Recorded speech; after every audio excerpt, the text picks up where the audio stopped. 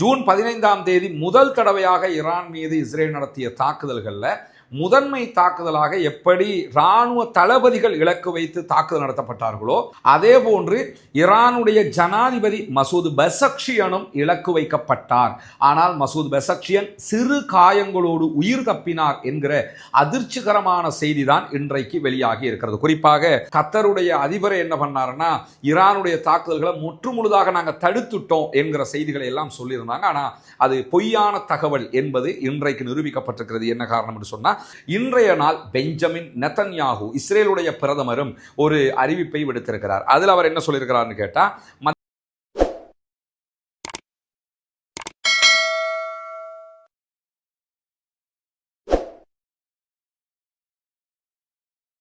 அஸ்ஸலாமு அலைக்கும் வரஹ்மத்துல்லாஹி வபரகாத்துஹு. அன்பிற்கினிய சகோதர சகோதரிகளே, நம் அனைவர் மீதும் ஏக இறைவனுடைய அமைதியும் கருணையும் உண்டாகட்டுமாக என்கிற உயரிய பிரார்த்தனைகளோடு பாலஸ்தீனத்தினுடைய காசா பகுதிகளில் இன்னைக்கு என்னவெல்லாம் நடக்கிறது என்கிற செய்திகளைத்தான் நாம் பார்க்க இருக்கிறோம். 646வது நாளாகவும் காசா மீதான இஸ்ரேலிய ஆக்கிரமிப்பு இராணுவத்தினுடைய தாக்குதல்கள் தொடர்ந்து வரக்கூடிய இந்த நிலையில பாலஸ்தீனத்திலே ஒரு சமாதான உடன்படிக்கையை மேற்கொள்வதற்கான பேச்சுவார்த்தைகளும் நடைபெற்று வருகிறது. அதே நேரத்தில் காசாவுக்குள் உக்கிரமான தாக்குதல்களையும் இஸ்ரேலிய ஆக்கிரமிப்பு இராணுவம் நடத்தி வருகிறார். அதே நேரம் இஸ்ரேலிய ஆக்கிரமிப்பு இராணுவத்திற்கு எதிரான பதிலடி தாக்குதல்களையும் பாலஸ்தீன விடுதலை இராணுவமும் உச்சமாக நடத்தி வருகிறது.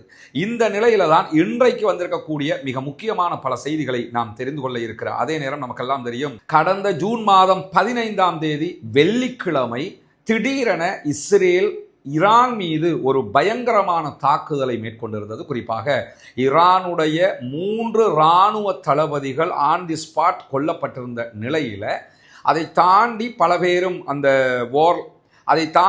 பேரும் அந்த தாக்குதல்களில் கொல்லப்பட்டிருந்தார்கள், படுகாயம் அடைந்திருந்தார்கள் என்பதெல்லாம் நமக்கு தெரியும். இந்த சந்தர்ப்பத்தில் இஸ்ரேல் அன்றைய நாளில் வேறு எங்கெல்லாம் தாக்குதல்கள் நடத்தியது என்கிற செய்திகளை இஸ்ரேல் வெளியிடாத நிலையில இன்றைக்கு ஒரு முக்கியமான தகவல் வெளியிடப்பட்டிருக்கிறது. ஈரானுடைய இர்னா உள்ளிட்ட மிக முக்கியமான அரச ஆதரவு பெற்ற செய்தித்தளங்களே இந்த செய்தியை வெளியிட்டிருக்கக்கூடிய நிலையில அல் ஜசீரா உள்ளிட்ட பல செய்தி நிறுவனங்களும் இந்த செய்தியை மேற்கோள் காட்டியும் இருக்கிறது. அது என்ன செய்தி என்று சொன்னால், ஜூன் 15ஆம் தேதி முதல் தடவையாக ஈரான் மீது இஸ்ரேல் நடத்திய தாக்குதல்கள்ல முதன்மை தாக்குதலாக எப்படி இராணுவ தளபதிகள் இலக்கு வைத்து தாக்குதல் நடத்தப்பட்டார்களோ அதே போன்று ஈரானுடைய ஜனாதிபதி மசூத் பெசக்ஷியனும் இலக்கு வைக்கப்பட்டார். ஆனால் மசூத் பெசக்ஷியன் சிறு காயங்களோடு உயிர் தப்பினார் என்கிற அதிர்ச்சிகரமான செய்தி தான் இன்றைக்கு வெளியாகி இருக்கிறது. குறிப்பாக தலைநகரில் இருக்கக்கூடிய ஷாஹ்ராக் இ கர்ப் என்கிற ஒரு பகுதி, இந்த பகுதியில தான் ஈரானுடைய ஜனாதிபதி மசூத் பெசக்ஷியனும் அதே போன்று அவர்களுடைய நாடாளுமன்ற கட்டமைப்பில் இருக்கக்கூடிய 3 தலைமைகள், முதலாவது அதி உச்ச தலைவர் வருவார். அதி உச்ச தலைவர் இந்த கட்டமைப்புக்குள்ள வரமாட்டார், அவர் எல்லாவற்றையும் தாண்டியவராக இருப்பார் அவங்களுடைய ஆட்சி கட்டமைப்புல. அதற்கு கீழே இருக்கக்கூடியவங்களில் ஜனாதிபதி முதன்மை ஆளாக இருப்பார். அதே போன்று நாடாளுமன்ற சபாநாயகராக இருக்கக்கூடிய முகமது பாக்கர் ஹலீபாப் அவங்க இருந்தாங்க. அதே போன்று நீதித்துறையினுடைய தலைவராக இருக்கக்கூடிய குலாம் ஹுசைன் என்கிறவர். இந்த 3 பேரும் ஒரு நாட்டினுடைய கட்டமைப்பாக இதுதான் பார்க்கப்படும். இதை தாண்டித்தான் ஈரான் எக்ஸ்ட்ரா ஒரு கட்டமைப்பாக ஆயத்துல்லா அலி ஹாமனியை வச்சு கொண்டிருக்கிறாங்க. இந்த 3 கட்டமைப்புகளை சேர்ந்த 3 பேர், ஜனாதிபதி, சபாநாயகர், நீதித்துறைக்கான பொறுப்பாளர், இந்த 3 பேருமே ஒரு மீட்டிங்ல இருக்கிற நேரத்தில் தான் அவர்களும் இலக்கு வைத்து தாக்குதல் நடத்தப்பட்டிருக்கிறார்கள். ஆனால் அந்த தாக்குதல்களில் சபாநாயகருக்கு எந்த விதமான காயங்களும் ஏற்படவில்லை. அதே போன்று நீதித்துறை செயலாளருக்கும் எந்த விதமான காயங்களும் எந்த விதமான ஆபத்துகளும் ஏற்படாது. அதே நேரம் ஜனாதிபதிக்கு சிறு காயம் ஏற்பட்டதாக செய்திகள் வெளியாகி இருக்கிறது. எனவே இஸ்ரேலுடைய ஈரான் மீதான தாக்குதல்களில் ஈரானுடைய ஜனாதிபதி மசூத் பெசக்ஷியன் மிக தெளிவாக இலக்காக இருந்திருக்கிறார் என்கிற செய்திகள் இன்றைக்கு அதிர்ச்சிகரமான செய்திகளாக வெளியாகி இருக்கிறார். அதே நேரத்தில் மேலதிகமாக இன்னும் ஒரு செய்தியும் வெளியாகி இருக்கிறது. நமக்கெல்லாம் தெரியும், இந்த போருடைய இறுதி நாள் 12வது நாளாக 11வது நாள் கடைசியில் என்ன பண்ணாங்கன்னா, அமெரிக்கா ஈரானுடைய தளங்கள் மீது தாக்குதல்களை நடத்தியிருந்தது. அதற்கு பதிலடியாக அமெரிக்காவுடைய தளங்கள் மேல நாங்க தாக்குதல் நடத்துவோம்னு சொல்லி கத்தாருடைய உதை போர்ட் மேல ஈரான் தாக்குதல் நடத்தினாங்க. அதே நேரத்தில் ஈராக்ல இருக்கக்கூடிய அமெரிக்காவுடைய 2 தளங்கள் மேலையும் அவங்க தாக்குதல் தாக்குதல் நடத்தினாங்க. இதுல கத்தாருடைய உதை போர்ட் மேல நடத்தப்பட்ட தாக்குதலை நாங்க முறையடித்து விட்டோம் என்றுதான் ஆரம்பத்திலிருந்து அமெரிக்காவும் கத்தரும் சொல்லிக் கொண்டிருந்தாங்க. குறிப்பாக கத்தருடைய அதிபரை என்ன பண்ணாருன்னா, ஈரானுடைய தாக்குதல்களை முற்றுமுழுதாக நாங்க தடுத்துட்டோம் என்கிற செய்திகளை எல்லாம் சொல்லியிருந்தாங்க. ஆனா அது பொய்யான தகவல் என்பது இன்றைக்கு நிரூபிக்கப்பட்டிருக்கிறது. என்ன காரணம் என்று சொன்னா, உதை போர்ட் மேல நடத்தப்பட்ட தாக்குதல்கள்ல அமெரிக்காவுடைய முக்கியமான தகவல் தொடர்பு குவிமாடம் டூம் மொத்தமாக அழிக்கப்பட்டிருக்கிறது என்கிற செய்திகளோடு அமெரிக்க இராணுவத்தால் பயன்படுத்தப்படக்கூடிய முக்கியமான தகவல் பரிமாற்ற டோமாகத்தான் அது பயன்படுத்தப்படுகிறது என்கிற செய்திகளும் வெளியாகி இருக்கிறது. எனவே அமெரிக்காவினுடைய தளத்தின் மீது நாங்கள் துல்லியமாகவும் வெற்றிகரமாகவும் தாக்குதலை நடத்தினோம் என்று சொல்லி ஈரான் அறிவித்தது நிஜமானது. அவர்கள் அந்த தாக்குதலை வெற்றிகரமாக நடத்தி இருக்கிறார்கள் என்பதையும் நம்ம இந்த செய்திகளில் இருந்து புரிந்து கொள்ள முடிகிறது. எனவே ஈரானுக்கும் இஸ்ரேலுக்குமான இந்த போர்ல ஈரானுடைய அதிபர் மசூத் பெசக்ஷியன் இலக்கு வைக்கப்பட்டிருக்கிறார் என்பது அதிர்ச்சிகரமான ஒரு செய்தியாக இன்றைக்கு மாறி இருக்கிறது. சர்வதேச அளவில் ஒரு பேசுபொருளாகவும் அது மாறி இருக்கிறது. ஈரான் தன்னுடைய பாதுகாப்பையும் தன்னுடைய முக்கியஸ்தர்களுடைய பாதுகாப்பையும் உக்கிரமாக அதிகரிக்க வேண்டிய ஒரு கட்டாயம் அவர்களுக்கு ஏற்பட்டிருக்கும் என்பதை மாற்றுக்கருத்தில்லை. இதற்கு முன்பதாக ஈரானுக்குள்ள வச்சு தான் பாலஸ்தீன விடுதலை அமைப்பினுடைய தலைவர் இஸ்மாயில் ஹனியா அவர்களும் கொல்லப்பட்டிருந்த நிலையில தான் தற்போது மசூத் பெசக்ஷியனே இலக்கு வைக்கப்பட்டிருக்கிறார் என்கிற செய்திகள் வெளியாகி இருக்கக்கூடிய நேரத்தில் இன்றைக்கு இஸ்ரேலிய ஆக்கிரமிப்பு அரசாங்கம் ஒரு முக்கியமான அறிவிப்பை விடுத்திருக்கிறது. காசாவில் இருக்கக்கூடிய அவர்களுடைய போர்சஸுக்கு, அவர்களுடைய படைப்பிரிவுகளுக்கு. அதில் என்ன சொல்லியிருக்கிறாங்கன்னு சொன்னால், புதிய கைப்பற்றுதல் நடவடிக்கைகள் அதிகரிக்கக்கூடும், கவனமாக இருக்க வேண்டும் என்று சொல்லியிருக்கிறார்கள். பணைய கைதிகளை விடுதலை பண்ணுறதுக்குரிய பேச்சுவார்த்தைகளை நாங்கள் பண்ணிக்கிட்டு இருக்கிறோம். இதே நேரத்தில் அங்கே இருக்கக்கூடிய இராணுவத்தை உயிரோடு பிடிப்பதற்கு பாலஸ்தீன விடுதலை இராணுவம் தயாராக இருக்கிறது. ஏன்னா 2-3 முயற்சி ஆல்ரெடி அவங்க பண்ணிட்டாங்க. அந்த வீடியோக்கள் கூட வெளியாகி இருக்குது. அதனால் உங்களை உயிரோடு அவர்கள் பிடிப்பதற்கு முயற்சி பண்ணுவார்கள், ரொம்ப கவனமாக செயல்பட வேண்டும் என்று சொல்லி தன்னுடைய படைப்பிரிவுக்கு அவர்கள் இன்றைக்கு வலியுறுத்தி இருக்கிறது. மட்டுமல்லாமல் இஸ்ரேலுக்கு எதிரான பாலஸ்தீன விடுதலை அமைப்பினுடைய தாக்குதல்கள் தற்போது தியாகத்தை அடிப்படையாக கொண்டதாக மாறி இருக்கிறது என்கிறார்கள். அதாவது டூ ஓ டை, ஒன்றோ அவர்கள் மீது தாக்குதல் நடத்த வேண்டும், நம்முடைய உயிர் விருந்தாலும் பரவாயில்லை, இஸ்ரேலுக்கு எதிரான தாக்குதலை நம்ம செய்யணுங்கிற உக்கிரமான தாக்குதலுக்கு அவங்க வந்துட்டாங்க. அதனால் அவர்களோடு மோதுவதில் ரொம்ப கவனம் நாம் செலுத்த வேண்டும். அவங்க அதிக துணிச்சலோடையும் அதே நேரத்தில் நம்மளை பற்றிய நிறைய தகவல்களோடும் தான் நம்ம மீது தாக்குதல்களை நடத்தி கொண்டிருக்கிறார்கள். நம்ம மேலே தாக்குதல் நடத்தி நம்முடைய சோல்ஜர்ஸ் அவங்க உயிரோடையோ அல்லது காயமடைந்தவர்களாகவோ பணைய கைதிகளாக பிடித்துவிட்டு செல்வதற்கான வாய்ப்புகள் இருக்கிறது. இஸ்ரேல் இராணுவத்தினுடைய பலவீனங்களை பாலஸ்தீன விடுதலை இராணுவம் அடையாளம் கண்டிருக்கிறது என்கிற செய்திகளை இன்றைக்கு மீண்டும் இஸ்ரேலுடைய அரசாங்கம் வெளித்திருக்கக்கூடிய அறிக்கையில நம்ம பார்க்க முடிகிறது. எனவே இப்பொழுது காசாவுக்குள்ள அதிகமான மரணங்கள் பொதுமக்களை நோக்கி இஸ்ரேலிய தாக்குதல்களால் நிகழ்ந்தாலும் இஸ்ரேலுக்கு எதிரான பாலஸ்தீன விடுதலை இராணுவத்தினுடைய தாக்குதல்களும் உச்சமாக உக்கிரமாக நடைபெற்று வருகிறது. அதனால தான் இந்த மாதிரியான அறிவிப்புகளை எல்லாம் அவங்க விடுத்துக் கொண்டிருக்கக்கூடிய நேரத்தில் பாலஸ்தீன விடுதலை இராணுவத்தினுடைய துணை இராணுவ குழு இன்றைக்கு 2 முக்கியமான தாக்குதல்களை இஸ்ரேலுக்கு எதிராக நடத்தி இருக்கிற செய்திகளை வெளியிட்டிருக்கிறார்கள். தெற்கு காசா, சவுத்து காசா பகுதிகளில் இருக்கக்கூடிய கான் யூனுஸ்ல இஸ்ரேலிய ஆக்கிரமிப்பு இராணுவத்தினுடைய வெஹிக்கிள்ஸ் அதே போன்று அவருடைய சோல்ஜர்ஸை இலக்கு வைத்து தாக்குதல் நடத்தியதில் இஸ்ரேலிய ஆக்கிரமிப்பு இராணுவத்தைச் சேர்ந்த 3 பேர் கொல்லப்பட்டிருக்கிறார்கள் என்கிற செய்திகள் வெளியாகி இருக்கிறது.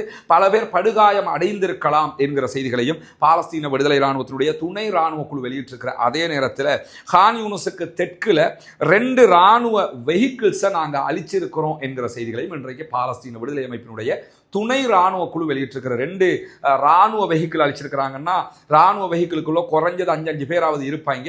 எனவே குறைஞ்சது 10 பேர் அதிலே கொல்லப்பட்டிருப்பதற்கான வாய்ப்புகள் இருக்குது. அதனால தான் இஸ்ரேலுடைய இராணுவமே காசாவுக்குள்ள ரொம்ப கவனமாக இப்ப செயல்படுங்க, நம்ம மீதான அட்டாக் வித்தியாசமான தாக்குதலாக மாறி இருக்கிறது என்கிற கருத்துக்களையும் சொல்லியிருக்கிறார்கள். எனவே இன்றைக்கும் பாலஸ்தீன விடுதலை இராணுவம் இஸ்ரேல் மீதான தாக்குதல்களை அதிகமாக நடத்தி இருக்கக்கூடிய சந்தர்ப்பத்தில் இன்றைக்கு இதுவரைக்கும் காசாவுக்குள்ள 85 அப்பாவிகள் கொல்லப்பட்டிருக்கிறார்கள், ஷஹீதாகி இருக்கிறார்கள். அல்லாஹு தஆலா அவர்களை ஷஹீதுடைய அந்தஸ்தில் இணைக்க வேண்டும். அவர்கள் இணை வைக்காத பட்சத்தில் அந்த பாக்கியத்தை பெற்றுக்கொள்வார்கள். அல்லாஹ் அவர்களுக்கு அருள் புரிய வேண்டும், உயர்தரமான ஜன்னத்துல் ஃபிர்தௌஸை கொடுக்க வேண்டும் என்கிற பிரார்த்தனைகளோடு 36 அப்பாவிகள் படுகாயம் அடைந்திருக்கிறார்கள் இன்றைய நாளில் என்கிறது பாலஸ்தீன சுகாதார அமைச்சகம். இதை தாண்டி ஜூன் மாதத்தில் மாத்திரம் காசாவில் 5800க்கும் மேற்பட்ட குழந்தைகள் ஊட்டச்சத்து குறைபாட்டால் பாதிக்கப்பட்டிருக்கிறது என்கிறது யுனிசெஃப். சிறுவர்களுக்கான உதவி ஐநாவுடைய உதவி மையமாக இருக்கக்கூடிய யுனிசெஃப் வெளியிட்டிருக்கக்கூடிய அறிக்கையில் தான் 5800க்கும் மேற்பட்ட சிறுவர்கள் ஊட்டச்சத்து குறைபாட்டால் உக்கிரமாக பாதிக்கப்பட்டிருக்கிறார்கள் என்று சொல்கிறார்கள். ஊட்டச்சத்து குறைபாடு வந்தால் பிள்ளைகள் எப்படி இருப்பாங்கங்கிறத நமக்கு தெரியும், கண்ணுக்கு முன்னாடி பார்த்துருக்குறோம். நிறைய ஃபோட்டோஸ் இன்றைக்கி வெளியாக இருக்குது. அந்த ஃபோட்டோஸ் நமக்கு காட்சிப்படுத்த முடியாது. எனவே பார்ப்பதற்கே நெஞ்சு தாங்க முடியாத ஒரு கவலையை உண்டாக்கக்கூடிய காட்சிகளாக அவை இருக்கிறது. அல்லாஹ் மட்டுமே காசா மக்களுக்கு போதுமானவன் என்கிற பிரார்த்தனைகளோடு இன்றைய நாள் பெஞ்சமின் நெதன்யாகு இஸ்ரேலுடைய பிரதமரும் ஒரு அறிவிப்பை விடுத்திருக்கிறார். அதில் அவர் என்ன சொல்லியிருக்கிறார்னு கேட்டால், மத்திய கிழக்குக்கான அமெரிக்காவினுடைய சிறப்பு தூதுவராக இருக்கக்கூடிய ஸ்டீவ் விட்காஃப் முன்மொழிந்த முன்மொழிவு எப்படி சமாதான உடன்படிக்கை எப்படி வரணும் என்று சொல்லி அவங்க ஒரு டிராஃப்ட் கொடுத்துருந்தாங்க. அதையும் அதே நேரத்தில் கத்தாரும் எகிப்தும் அவங்க தான் நடுவர்களாக இருந்து இந்த பேச்சுவார்த்தைகளை நடத்துகிறாங்க. எனவே அந்த 2 நாடும் இணைந்து தந்த டிராஃப்ட் முன்மொழிவுகள் இந்த 2ஐயுமே நாங்கள் ஏற்றுக்கிட்டோம், ஆனால் பாலஸ்தீன விடுதலை அமைப்பு அதை ஏற்றுக்கொள்ளவில்லை அப்படின்னு சொல்லியிருக்கிறார். இந்த இடத்துல என்னன்னு சொன்னால், விட்காஃப் கொடுத்திருக்கக்கூடிய டிராஃப்டை பாலஸ்தீன விடுதலை அமைப்பு மறுக்கிறதுங்கிறது யதார்த்தமானது. ஏன்னா அதில் இந்த நிரந்தர யுத்த நிறுத்தம் தொடர்பான பேச்சுக்கள் இருப்பதான செய்திகள் கிடையாது. அதே நேரத்தில் அவங்க என்ன பார்க்குறாங்கன்னு சொன்னால், பாலஸ்தீனத்துக்குள்ளே இருக்கக்கூடிய பணைய கைதிகளை, இஸ்ரேலுடைய பணைய கைதிகளை மீட்டுக்கொள்ள பார்க்குறாங்களே தவிர பாலஸ்டைன் மக்கள் நாசமாக போனாலும் அவங்களுக்கு பிரச்சனை இல்லைங்கிற விதமாகத்தான் அந்த டிராஃப்ட் இருக்குது. ஆனால் கத்தார் ஈஜிப்டினுடைய டிராஃப்டில் அப்படியான வழிமுறைகள் இல்லாத பட்சத்தில் பாலஸ்தீன விடுதலை அமைப்பு இதுவரைக்கும் அதை புறக்கணிக்கல. இவர் பொய் சொல்லுகிறார் என்பது மிக தெளிவாக தெரிகிற நேரத்தில் அவர் என்ன மேலதிகமாக என்ன சொல்றாருன்னு சொன்னா, நாங்க எங்களுடைய முன்மொழிவுல, அதாவது இஸ்ரேலுடைய கோரிக்கை என்னன்னு சொன்னா, பாலஸ்தீனத்துக்குள்ள பாலஸ்தீன விடுதலை ராணுவம் இருக்கவே கூடாது, நீங்க இருக்கக்கூடாது, நீங்க இல்லாத ஒரு காசா தான் வேணும் அப்படிங்கிறாங்க. அதை ஏத்துக்குவாங்களா? அது எக்காலத்திலையும் ஏத்துக்கிற மாட்டாங்க. அது எங்க நாட்டை பாதுகாக்கிறதுக்கு நாங்களே இருக்கக்கூடாதுன்னா நீ யாரா அதை சொல்றதுக்கு அப்படின்னு கேட்பாங்களா இல்லையா? அதனால தான் பெஞ்சமின் நெதன்யாகு என்ன சொல்றாருன்னு சொன்னா, இதை பாலஸ்தீன விடுதலை அமைப்பு ஏற்றுக்கொள்ள மறுக்கிறது. எதுக்குடா ஏத்துக்கிறேன்? அவங்க ஜெயிச்சுக்கிட்டு இருக்கிறாங்களே, தோத்து போறவன் நாட்டை விட்டு ஓடுறதுல நியாயம் இருக்குது. அவன் தான் ஜெயிச்சு 70 வருஷமா போராடிக்கிட்டு இருக்கிறான், இந்த யுத்தத்தில் உச்சமாக ஜெயிச்சுக்கிட்டு இருக்கிறான், நாட்டை விட்டு ஓடுவானா? எனவே அவங்க ஏற்றுக்கிற மறுக்கிறாங்கன்னு சொல்லி பெஞ்சமின் நெதன்யாகு சொல்வது பொய் என்று தெரிவது மட்டுமல்லாமல், இன்றைக்கு அவர் இஸ்ரேலுடைய ஊடகங்களை குற்றஞ்சாற்றாது தாங்க முடியாமல் என்ன சொல்றாங்கன்னா, இஸ்ரேலுடைய ஊடகங்கள் ஒரு சீஸ்ஃபயர், ஒரு யுத்த நிறுத்தம் வருவது தொடர்பான முயற்சிகளை நான் முறியடிச்சுக்கிட்டு இருக்கிறேன் என்று சொல்லி திரும்ப திரும்ப பாலஸ்தீன விடுதலை இராணுவத்துக்கு ஆதரவாக பிரச்சாரம் செய்கிறார்கள். அதாவது பாலஸ்தீன விடுதலை இராணுவமும் இஸ்ரேலும் தான் சீஸ்ஃபயர் யுத்த நிறுத்தத்துக்கு வரணும். அதில் இஸ்ரேலுடைய ஊடகங்களை என்ன சொல்றாங்கன்னு கேட்டால், இந்த சமாதானம் வராமல் இருக்கிறதுக்கு காரணம் நம்முடைய பிரைம் மினிஸ்டர், அவருடைய அரசியல் லாபத்துக்காக சமாதானத்தை கொண்டு வர விடாமல் தடுத்துக்கிட்டே இருக்கிறாரு என்று நீங்க சொல்லிக்கிட்டு இருக்கிறீங்க. இப்படி சொன்னா என்ன அர்த்தம்? நீங்க அத்தனை பேரும் பாலஸ்தீன விடுதலை அமைப்புக்கு ஆதரவாக இருக்கிறீங்கன்னு அர்த்தம். உண்மையிலேயே அப்படி சொன்னாதான் அர்த்தம், அதில் மாற்று கருத்து இல்லை. ஆனால் இவங்களை ஆதரிச்சு அந்த கருத்தை சொல்லலை, யதார்த்தத்தை சொல்றாங்க. சமாதானம் வராம மீண்டும் மீண்டும் யுத்தத்தை உண்டாக்கி இஸ்ரேலுடைய சோல்ஜர்ஸ் செத்து மடிகிறதுக்கு காரணமாக இருப்பவர் இஸ்ரேலுடைய பிரதமர் என்கிற குற்றச்சாட்டை முன்வைக்கிறாங்க. அதை நான் மறுக்கிறேன் அப்படின்னு சொல்லி இன்றைக்கு வெளிப்படையாக அதற்கு பதில் சொல்லுகிற அளவுக்கு இஸ்ரேலுடைய பிரதமர் தள்ளப்பட்டிருக்க. நாடு முழுக்க ஆர்ப்பாட்டம் நடக்குது, யுத்தத்தை நிறுத்துங்கன்னு சொல்லி கோரிக்கை விடுத்துக்கிட்டு இருக்கிறாங்க. இஸ்ரேலுடைய பிரைம் மினிஸ்டருக்கு எதிராக பல குரல்கள் அங்கே எழும்ப ஆரம்பித்து விட்டது. எனவே அவரால் இனி தாக்க பிடிக்க முடியாத ஒரு நிலை வரும்போது தான் இந்த மாதிரியான பேச்சுக்களை பேசுகிற நேரத்தில் பெரும்பான்மையான இஸ்ரேலியர்கள் உடனே யுத்த நிறுத்தம் வரணும் அப்படின்னு சொல்லி விரும்புகிறாங்கன்னு சொல்லி நிறைய கருத்து கணிப்புகள் வந்துகிட்டு இருக்குது. நாட்டுக்குள்ள கருத்து கணிப்பு எடுக்கிறாங்க. என்ன யுத்தத்தை வைக்கணுமா வேணாமா, யுத்தம் நடத்தணுமா வேணாமான்னு கருத்து கணிப்பு எடுக்கிறாங்க. இது அவர் என்ன சொல்லி காட்டுறாருன்னு சொன்னா, இப்படியான கருத்து கணிப்புகள் எல்லாமே வடிவமைக்கப்பட்ட ஃபேக் கருத்து கணிப்புகள். அப்படி யாருமே சொல்லலை, யுத்தத்தை நிறுத்த சொல்லி யாரும் சொல்லலை, சும்மா டிவிகள் அப்படி செஞ்சுக்கிட்டு இருக்கிறாங்க. ஏண்டா உன் நாட்டுக்குள்ள அவ்வளவு ரெஸ்ட்ரிக்ஷன் இருக்குது ஊடகங்களுக்கு, அப்படி பேசணும் இப்படி பேசணும்னா அதை மீறி இந்த கருத்து கணிப்பு வருதுன்னு சொன்னா பொய் சொல்ல முடியுமா? இதை நம்ம அவதானிக்கணுமா இல்லையா? எனவே பெஞ்சமின் நெதன்யாகு தொங்கிக் கொண்டிருக்கிறாருங்கிறது மட்டும் தெரியுது. இந்த யுத்தம் நின்றுடுச்சுன்றாலே அவருடைய சாப்டர் முடிவுக்கு வந்துவிடும் என்பது மிக தெளிவாக தெரியக்கூடிய நிலையில முன்னாள் இஸ்ரேலுடைய இராணுவ அதிகாரிகள் சொல்லுகிற செய்திகளை இன்றைக்கு இஸ்ரேலுடைய சேனல் 20 வெளியிட்டிருக்கக்கூடிய ஒரு செய்தியும் வெளியாக இருக்கு. அதில் அவங்க என்ன சொல்றாங்கன்னா, பாலஸ்தீன விடுதலை இராணுவம் தற்போது கொரில்லா தாக்குதல்களை மும்முரமாக நடத்தி கொண்டு ஹிட் அண்ட் ரன் என்று சொல்லுவாங்க. அதுக்கு வருவாங்க, ஒளிச்சு நின்று அட்டாக் பண்ணிட்டு உடனே ஓடிடுவாங்க பங்கருக்குள்ள. இந்த மாதிரி தாக்குதல்களை உக்கிரமாக நடத்திக்கிட்டு இருக்கிறாங்க. இதனால பெரிய இழப்புகள் இஸ்ரேல் இராணுவத்திற்கு வந்து கொண்டிருக்கிறது. நமக்கு எந்த லாபமுமே வரல.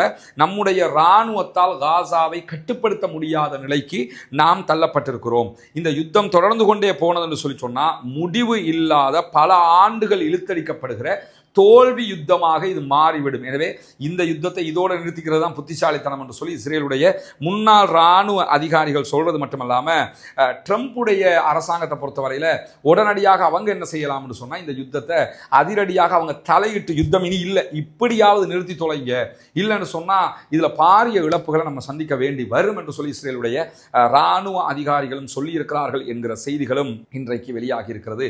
இவைகள் தான் இன்றைக்கு முக்கியமாக வெளியாகி இருக்கக்கூடிய தகவல்களாக இருக்கிறது. நம்ம கொஞ்சம் வெளியூரில் இருக்கிறதுனால சில முக்கியமான தேர்ந்தெடுக்கப்பட்ட செய்திகள் மட்டும் தான் உங்களுக்கு கொண்டு தந்துகிட்டு இருக்கிறோம். எனவே அதை பொறுத்துக் கொள்ளுங்கள். இன்ஷா அல்லாஹ் கலம்புக்கு வந்ததோட மேலதிகமான தகவல்களையும் உங்களோடு பகிர்ந்து கொள்வதற்கு தயாராக இருக்கிறோம். பாலஸ்தீனம் வெற்றி பெற வேண்டும், பாலஸ்தீனம் சுதந்திரம் அடைய வேண்டும், பாலஸ்தீன மக்களும் நம்மை போன்ற நிம்மதியானவர்களாக மாற வேண்டும், வாழ வேண்டும் என்கிற உயரிய பிரார்த்தனைகளோடு பாலஸ்தீன அப்பாவிகளுக்காக பிரார்த்திக்கிற அதே நேரம் இஸ்ரேலிய ஆக்கிரமிப்பு ராணுவத்திற்கு எதிராக குனுத்து நாசிலாவை ஓத மறந்து விடாதீர்கள். நண்பர்களே, அன்பர்களே, தாய்மார்களே என்கிற கோரிக்கைகளோடு பாலஸ்தீன மக்களுக்காக ஜனநாயக ரீதியாகவும் குரல் எழுப்புவோமாக. வா ஆகிர் தஅவானா அல்ஹம்துலில்லாஹி ரப்பில் ஆலமீன்.